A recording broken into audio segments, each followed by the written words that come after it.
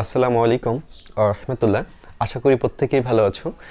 বিগত ক্লাসের ধারাবাহিকতায় আজও খুবই চমৎকার একটি ক্লাস নিয়ে তোমাদের মাঝে উপস্থিত হলাম। তোমরা দেখতেই পাচ্ছ অষ্টম শ্রেণী জেএসসি জ্যামিতি সম্পাদ্য নাম্বার 4। যেহেতু সম্পাদ্য নাম্বার 4 এর আগের যে তিনটা জ্যামিতি তোমরা আমার এই চ্যানেলেই পেয়ে যাবে। এর আগেও 3টি জ্যামিতি করিয়েছি এবং এই জ্যামিতিগুলো এত সহজ ভাষায় তোমাদের মাঝে উপস্থাপন করা হয়েছে।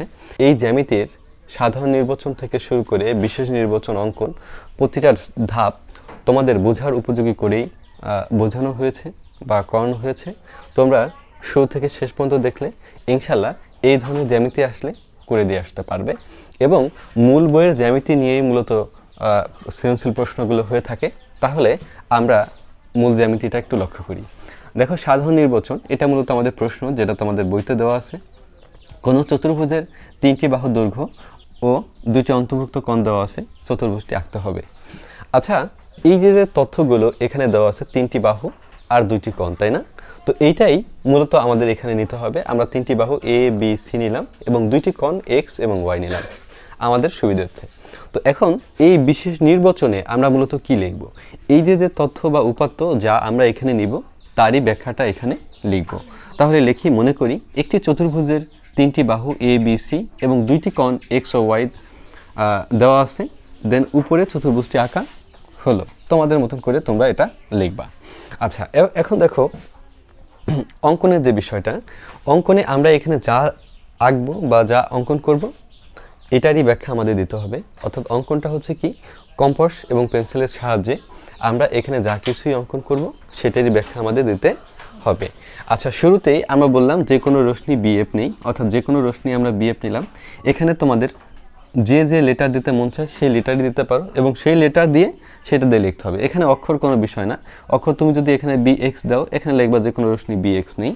এখানে যদি তুমি দিতে মনে চায় যে কোনো রশ্মি বি এইচ নেই, এখানে বি এইচ লিখবা। এটা নিয়ে কোনো সমস্যা নাই। তোমার ইচ্ছা মতো তুমি লেটার ব্যবহার করবা, ওকে? এবং সেইভাবেই তুমি কি করবা, অঙ্কনটা লিখে দেবা এবং প্রশ্নে যেভাবে লেটার দেওয়া থাকবে সেইভাবে কিন্তু আমাদের সেই লেটারগুলো ব্যবহার করে আমাদের রাখতে হবে। ক্লিয়ার? ওকে, তাহলে লেখো আমাদের মতন করে আমরা এখানে লেটার ইউজ করছি, যে কোনো রশ্মি বিএফ নেই। এখন দেখো এই বিএফ থেকে এ এর সমান করে বিসি অংশ কাটি, সেই কথাটাই এখানে লেখা হয়েছে, বিএফ থেকে এ এর সমান করে বিসি অংশ কাটি। ওকে, এখন এই যে বিসি যেটা দেখতে পাচ্ছ, প্রথমে কিন্তু আমরা বলছিলাম যে যে কোনো রশ্মি, তাই না? রশ্মি, আর এখানে দেখো আমরা রেখা অংশ ব্যবহার করছি। কথাটা এখানে দুইটা কথা আসছে, একটা রেখা অংশ আর একটা কি আসছে বলো তো, রশ্মি। আচ্ছা, রশ্মি বলতে কি বোঝায়? রশ্মির একটা প্রান্তবিন্দু থাকে আর একটা থাকে চলমান, যার কারণে আমরা তীর চিহ্ন ব্যবহার করছি এখানে। তো এই জন্য এই বিএফকে আমরা কি বলছিলাম, রশ্মি বলেছিলাম। কিন্তু এখন দেখো পরের যে স্টেপটা, আমরা বলছি বিসি রেখাংশ। এই বিসিকে রশ্মি বলি নাই, কি বলছি, রেখাংশ। এখন প্রশ্ন হচ্ছে রেখাংশ কেন বললাম? শোনো, রেখাংশে 2টা প্রান্তবিন্দু থাকে। কয়টা প্রান্তবিন্দু থাকে? 2টা। তো আমাদের এই যে বি, এই যে একটা প্রান্তবিন্দু, এই যে সি, এই যে এখানে একটা প্রান্তবিন্দু, রাইট? তো এই জন্যই আমরা বলবো যে বিসি রেখাংশের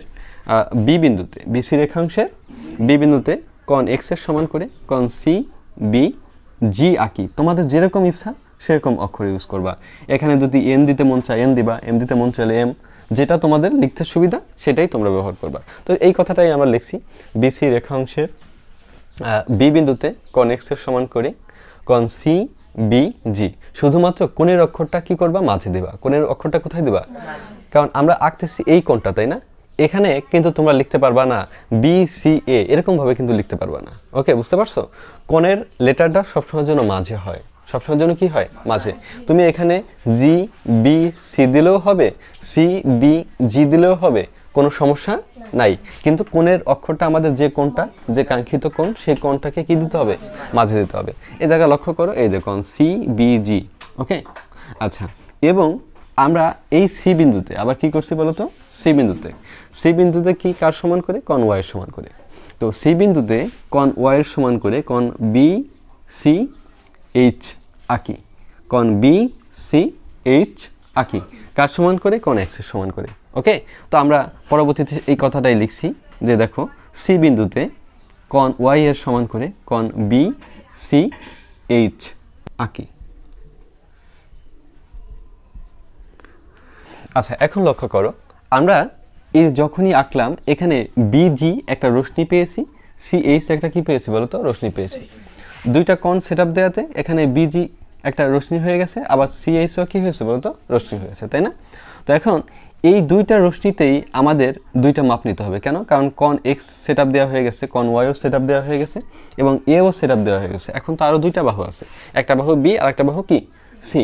এই প্রতিটা উপাত্ত নিয়েই তো আমাদের এখানে অঙ্কনটা করতে হবে, তাই না? অলরেডি আমরা এক্স ওয়াই এবং এ নিয়ে নিছি, এখনও বাকি আছে কি, বি আর সি। ওকে, তো এই জন্য আমরা লিখবো যে বিজি থেকে, কি থেকে বলো তো, বিজি, অথবা লিখতে পারো বিজি রশ্মি থেকে, যেটা লেখো, কোনো সমস্যা নাই। বিজি থেকে কার সমান করে, বি এর সমান করে বি এ অংশ কাটি। এখন আমরা এই কথাটাই লিখবো, লক্ষ্য করো যে বিজি থেকে বি এর সমান করে বি এ অংশ কাটি। ওকে, আবার সিএইচ থেকে কার সমান করে, সি এর সমান করে সিডি অংশ কাটি। এটা কার সমান করে নিচ্ছি আমরা, সি এর সমান করে। এখন লক্ষ্য করো আবার সিএইচ থেকে সি এর সমান করে সিডি অংশ কাটি। এখনও কিন্তু আমাদের চতুর্ভুজ হয় নাই, আমাদের কি করতে হবে, এ কমা ডি যোগ করতে হবে। কি করতে হবে, এ কমা ডি যোগ করতে হবে। তাহলে আমরা লিখলাম যে এ ও ডি যোগ করি। তাহলে আমরা বলতে পারি এ বি সি ডি নির্ণয় চতুর্ভুজ। আশা করি এই চতুর্ভুজটা অঙ্কন করা তোমরা খুব সহজেই বুঝতে পেরেছো এবং এর অঙ্কনটাও খুব সহজেই তোমরা আয়ত্ত করতে পারবে। তোমরা যদি এই ক্লাসটা দেখে উপকৃত হও তাহলে তোমাদের বন্ধুদের মাঝে শেয়ার করে দিবে এবং তোমার বন্ধুরাও যাতে তোমাদের মতো উপকৃত হতে পারে। আর যারা আমার এই পেজটিকে এখনও ফলো এবং সাবস্ক্রাইব করোনি, তারা ফলো এবং সাবস্ক্রাইব করে আমার পাশে থাকবে। ইনশাল্লাহ তোমাদের এভাবেই ক্লাস করিয়ে যাব এবং তোমাদের যেটা সমস্যা হবে সেই সমস্যার কথা আমাকে কমেন্টে তুলে ধরবে। ইনশাল্লাহ সেই অনুসারে তোমাদের সমস্যার সমাধান দেওয়া হবে।